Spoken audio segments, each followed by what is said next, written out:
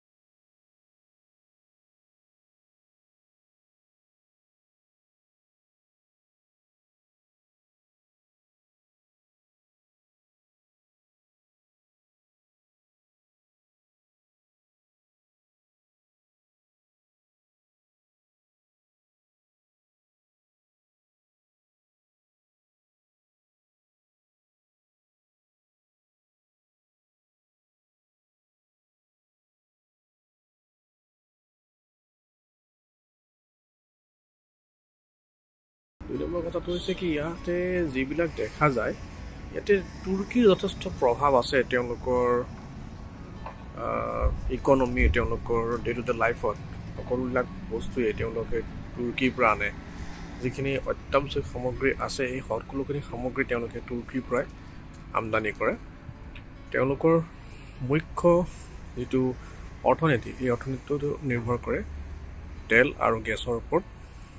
Gas আৰু তেলত যথেষ্ট চহকী।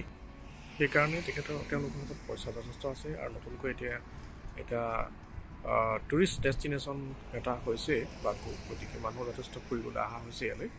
গতিকে এখন আপকামিং জেগা বুলি ক'ব পাৰি বাকু। আমি এতিয়া ফ্লেম টাৱাৰ অফ বাকুৰ সন্মুখত থিয় হৈ আছোঁ। ফ্লেম টাৱাৰ অফ বাকু আচলতে ইয়াতে 3টা স্কাই স্ক্ৰেপাৰ আছে। একেবাৰে ওখ স্কাই স্ক্ৰেপাৰটো 38 ফ্ল'ৰ, তাৰ তলৰটো 33 ফ্ল'ৰ আৰু একেবাৰে চাপৰটো 28 ফ্ল'ৰ। যিটো একেবাৰে ওখ স্কাই স্ক্ৰেপাৰ দেখিছে, সেই স্কাই স্ক্ৰেপাৰটো হৈছে ৰেচিডেঞ্চিয়েল বিল্ডিং। তাৰ মাজৰটো হৈছে বিজনেছ বিল্ডিং আৰু একেবাৰে সৰু বা চাপৰ যিটো আছে সেইটো হৈছে ফেয়াৰমাউণ্ট হোটেল।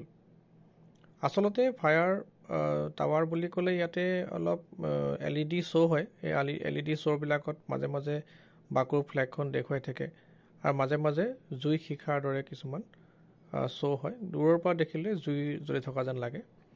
আৰু এইটো কৰাৰ উদ্দেশ্য হৈছে, আজাৰবাইজান শব্দটোৰ অৰ্থ হৈছে লেণ্ড অফ ফায়াৰ।